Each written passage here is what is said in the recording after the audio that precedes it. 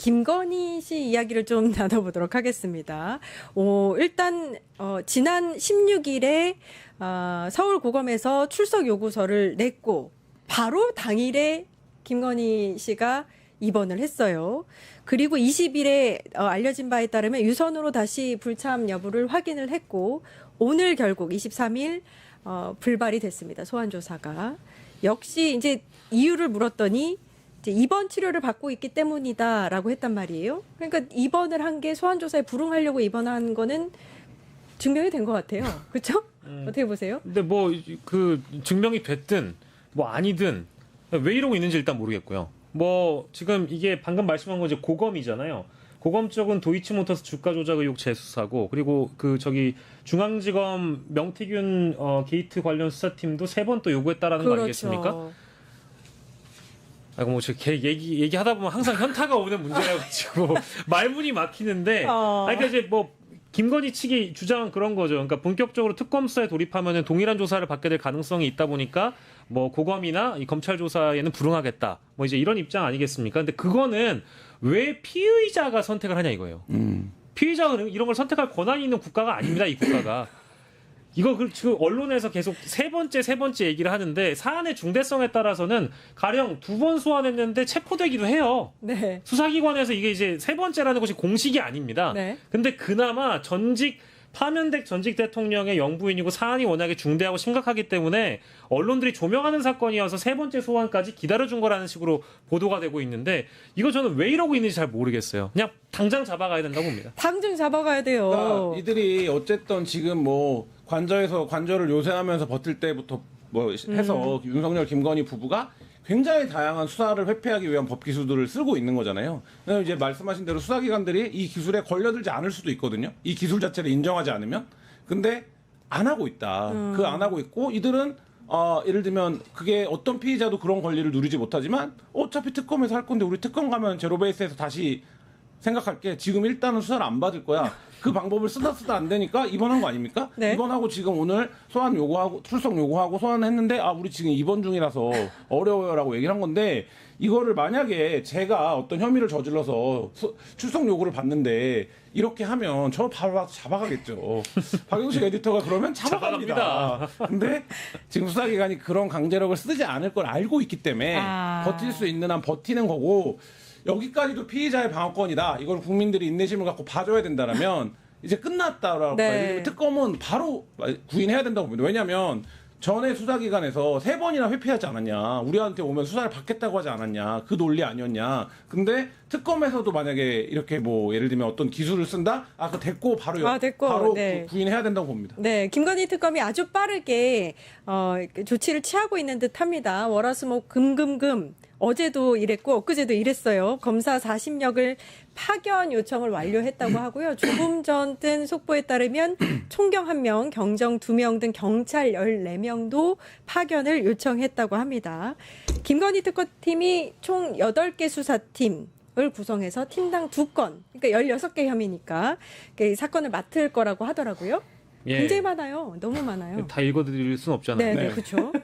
1번부터 16번까지 일단 정리가 돼 있는데요. 아무튼 이 16개 중에는 대표적으로 언론에서는 2가지 꼽고 있는 것 같아요. 그러니까 이제 공직선거법 위반 건이죠. 그러니까 명태균 게이트 관련 허위 여론조사 한 부분 그리고 공천 개입 의혹 이제 요거 관련돼 가지고 일단 우선시해서 수사를 할 것 같고 이게 왜냐하면 이제 공소시효 문제가 좀 발생하는 것 같아요. 그쵸. 이제 요 대목은 빨리 좀 시급히 수사에 착수를 해가지고 정리를 할 필요가 있는 것 같고요. 그리고 도이치모터스 주가 조작 사건의 경우에는 뭐 이미 사실은 공범에 대한 대법 확정 판결이 내려진 상황이기 때문에 김건희만 남아 있거든요. 그럼 신병 확보해서 조사하면 이거는 결과가 굉장히 좀 빨리 나올 수 있는 수사 내용이기 때문에 그러니까 성과를 김건희 특검이 빨리 올리고 싶다면 당연히 도이치모터스 주가 조작 사건에서 가장 먼저 나올 것 같고요. 그리고 공소시효 측면에서 본다라고 하면 이 공직선거법 위반 건이 빨리 좀 다뤄지긴 해야 될 것 같습니다. 이 주가 조작 때문인지 거래소나 예보 인력도 지금 파견 요청을 한 걸로 알려져 있고요. 조금 전 들어온 속보에 따르면 총경, 경정 등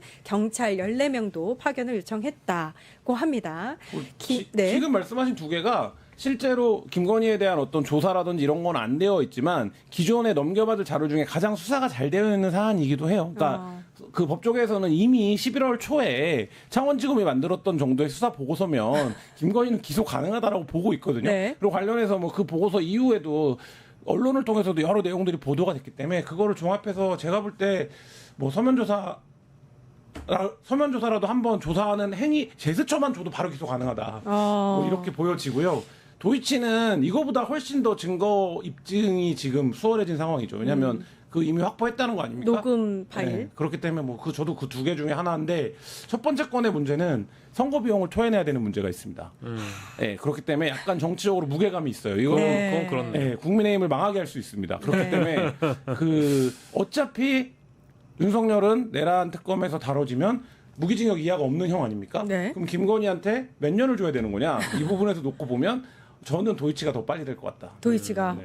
알겠습니다. 그리고 아까 말씀 주신 대로 이제 8개 조가 2개의 사건을 맡아서 네. 함께 이제 병렬적으로 달려가잖아요. 그러니까 뭐 물론 수사 실무에 능하신 분들이 당연히 하시겠습니다만은 뭐 어떤 사람의 업무 속도의 차이도 분명히 있는 것이고 증거 확보나 참고인 혹은 핵심 관련자들의 뭐 어떤 증언이라든지 이런 것들을 종합해서 하다 보면은 분명히 수사의 속도의 차이는 좀 벌어지겠죠. 그래서 지금까지 어느 정도로 수사의 완결성을 기존 수사팀에서 넘겨와서 이첩 받아와서 할 수 있는 것이냐에 따라 결과는 조금씩 달라질 수 있을 거라고 봅니다. 네.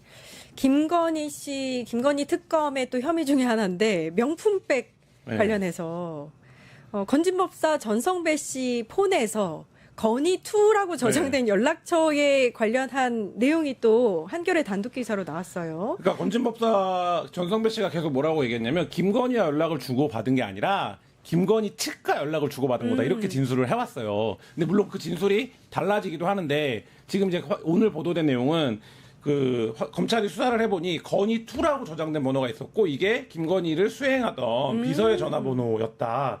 근데 이제 이 부분에서 여기랑 실무적인 논의를 계속 해왔던 것 같아요. 무슨 뭐 초청식에 몇 명을 불러달라, 뭐 백을 어떻게 할 거냐, 뭐 이런 논의들을 해왔는데 이제 그게 건희2라고 저장된 번호였다. 이 내용입니다. 네, 수행비서 정아무개 씨로 알려져 있는데 뭐 당연한 것 같아요. 김건희랑 계속해서 이제 전성배 씨가 소통했을 것 같지 않고 누군가 이제 비서와 소통했을 것 같은데 그게 건희2였다. 취임식 대통령 취임식 초청을 했다. 초청을 그러니까 요청했다. 이제 여기 나와 있는 거는 이제 정땡땡 행정관이라고 기사에 네. 나오는데 또 네. 거기 좀 더 딥하게 들어가 보면 건진법사 전성배 씨는 이게 정땡땡인 줄 몰랐다는 거예요. 자기가 통화하는 건 유땡땡인 줄 알았다는 거예요. 그러니까 소통하는 거는 유경옥 전 행정관인 줄 알고 건희2라고 해놓은 건데 네. 알고 보니까 이제 뭐 이런 어떤 주요 일정 담당이나 이런 문자를 받았던 건희2 핸드폰의 번호는 정땡땡 행정관이었다라는 겁니다. 그리고 두 번째는 이게 건희2가 나왔잖아요. 네.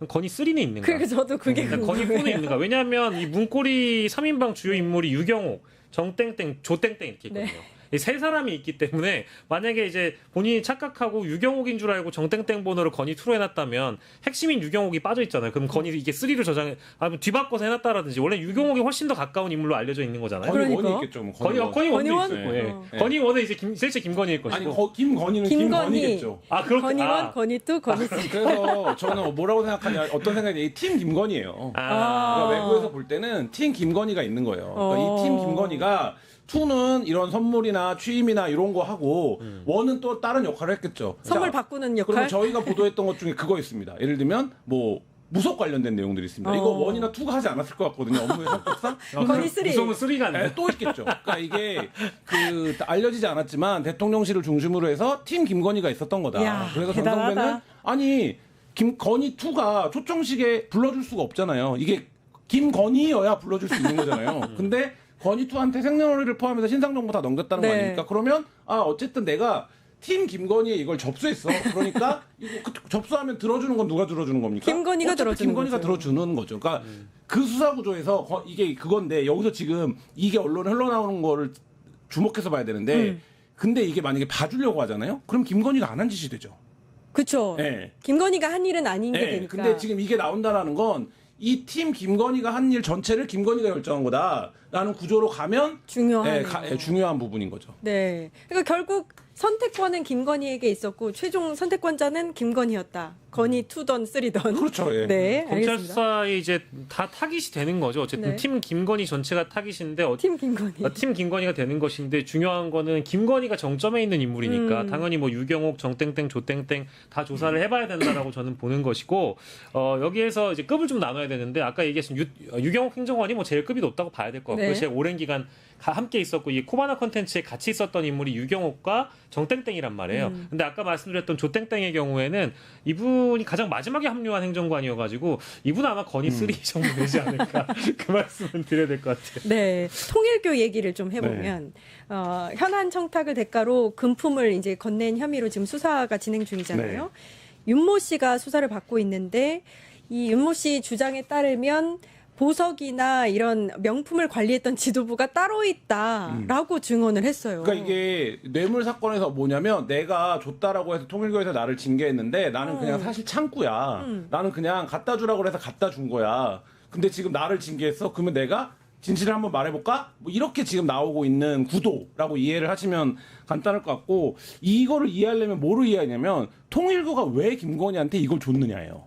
그거는 뭐냐면 통일교가 했던 어떤 사업과 관련이 있는 거 아닙니까? 그러면 그 사업은 이제 말하자면 해외에서 했던 어떤 뭐 건설 사업 뭐 이런 것들이 포함되는 거 아닙니까? 지금 이분의 주장은 법리적으로 보면 내가 그거를 결정할 수 있는 위치가 아니잖아요. 네. 내가 그걸로 이익을 보는 사람이 아니잖아요. 그러면 내가 이거는 줬는데 이게 내가 준 게 아니라 실제로는 그 말하자면 통일교가 청탁하려고 했던 사업의 결정권자나 이득을 보는 사람이 준 거라고 보는 게 타당한 것이지 이거를 내가 갖다 줬다라고 해서 통일교는 제가 준 거예요 이렇게 해서 당연히 꼬리를 자른 거고 근데 나는 아니다. 지금 이런 구도에서 진술을 시작했다. 이거를 이제 봐야 되는 측면입니다. 그러면 윤모 씨가 이렇게 진술을 시작했잖아요. 그럼 네. 계속해서 통일부 내부에서 관련한 폭로전이 일어나는 거 아니냐라는 기대도 할 수 있거든요. 어떻게 보세요?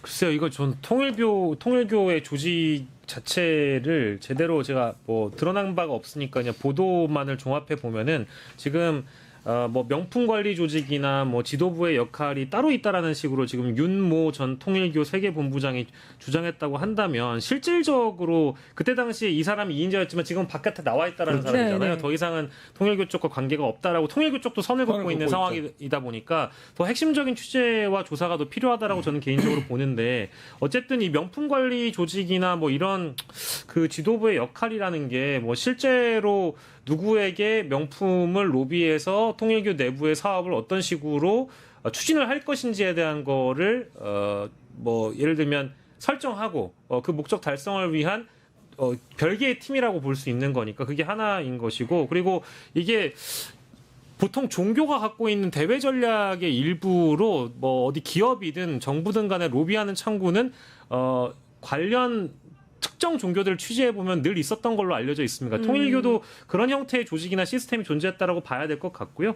뭐 어쨌든 이런 조직적 통제가 그때 당시에 어느 정도로 이루어졌는지 저는 알 수가 없어가지고 이런 내용은 김한 기자님께 여쭤봐주시는 게 네. 제일 좋겠습니다. 기자님 요청이 들어왔으니까. 네. 아니 뭐 저는 이분이 이제 재미난 진술 많이 할 거라고 봅니다. 그러니까 왜냐하면 본인이 이게 결심하기가 어렵지. 지금 말씀하신 것처럼 시작이 어렵지. 네, 통일교가 해외 사업을 굉장히 여러 군데서 하고 있어요. 이것도 지금 캄보디아 사업이 매개 아닙니까? 네. 근데 뭐 일본에서도 사업이 있고 여러 군데가 있을 거라고요. 그러면 예를 들면 샤넬백이랑 목걸이만 주면 우리가 이 현안 해결이 되는구나. 이게 막 공적 뭐 ODA 자금이 나오는구나. 이거를 확인하면 이 창구를 계속 활용하려고 했겠죠. 그럼요. 그러면 이분이 그리고 이런 로비 중간에서 일을 보는 사람들은 어떤 겁니까? 나의 존재감을 더 크게 증명하기 위해서 더 점점 더 어필하고 과장하고 이런 과정들이 수반이 됐을 거고 뭐 그런 과정들에서의 입증 증거 자료들이 나오는 여하에 따라서 지금까지 알려진 것보다 훨씬 더 큰 규모의 사건이 될 수도 있다고 보고 지금 3개 특검이 들어가지만 이 3개 특검에서 모두 겨냥하고 있는 한 명을 꼽으라면 김건희예요. 그렇죠. 그러니까 내란 특검과 윤석열의 연관성 너무 명확하죠. 예를 들면 최상병 특검에서 윤석열이 화를 냈다는 것도 이제 너무 명확하죠. 근데 윤석열은 왜 화를 냈을까? 윤석열은 왜 내란을 했을까? 김건희는 왜 16개의 혐의나 받고 있는 거냐라고 놓고 보면 이 3개의 특검을 관통하는 이름은 하나다. 김건희다. 네. 오늘 저희가 히트 하나 냈어요. 뭐요? 팀 김건희. 아. 예, 댓글에서 네. 굉장히 재미있게 받아주셨는데 팀킴이라고 부르시더라고요. 팀킴. 팀킴. 근데 그거는 그 과거에 있었던 영광의 컬링 역사를 예, 컬링 팀을 너무 이제 또 그 얘기가 나왔어요. 우리는 영미 팀 컬링 킴이라- 팀킴을 좋아했는데 굉장히 아쉬워하십니다. 아니, 그러니까 팀킴 새로운 팀 팀 건의, 팀 건의. 팀 건의로 하시죠. 자, 여러분 팀 킴은- 건의로 가기로 했습니다. 예. 그래서 아무튼 어떠신지 또 팀 건의 주변에는 마법사 네. 길드가 있습니다. 팀이 있어. 그래서 이 마법사들이 여러 명 겹쳐 있어요. 그러니까 이게 마법사 길드라고 얘기하셨지만 네.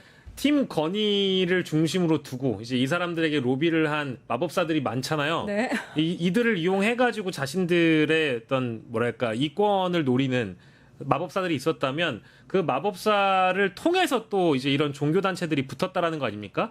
그러니까 이게 통일교의 해외 사업들이나 뭐 캄보디아나 뭐 동남아시아 뭐 아프리카 등등의 여러 사업들에서 정부를 통해서 어떤 이권을 따먹으려고 했었는지도 조사를 해보고 수사를 해봐야 되지만 통일교만 있겠냐고요. 그러니까 건진만 있겠냐고요. 그러니까 이거는 굉장히 넓어지는 수사가 이 어쩐 뭐랄까 굉장히 넓어지는 그 수사라고 봐야 되겠죠. 이거 한 건만 볼 수는 없는 거죠.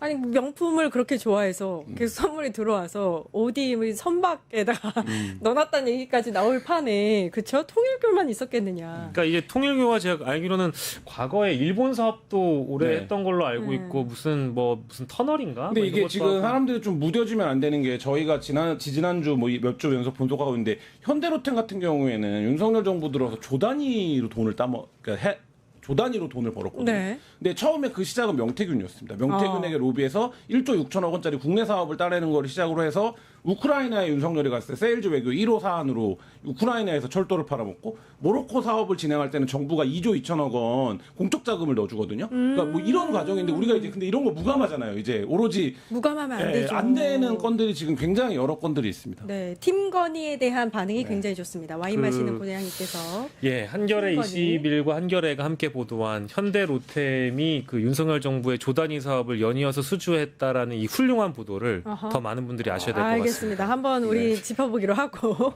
오늘은 시간이 다 돼서 일타정치 여기까지 하겠습니다. 박영시 시사 에디터 김한 한겨레 21 기자님 고생해 주셨습니다. 감사합니다. 네, 감사합니다. 유튜브 구독하고 실시간 채팅과 댓글을 남기시면 매일매일 7천 TTCO를 드립니다. 참여 방법은 통통물 어플을 다운로드하고 회원가입과 로그인을 해주세요. 마이페이지에서 나의 회원 고유 번호를 복사해주세요. 유튜브 구독 후 실시간 채팅이나 댓글창에 고유 번호를 한 번만 입력하면 준비 끝! 지금 유튜브 채팅과 댓글 쓰기 참여하고 실천 TTCO 받아가세요.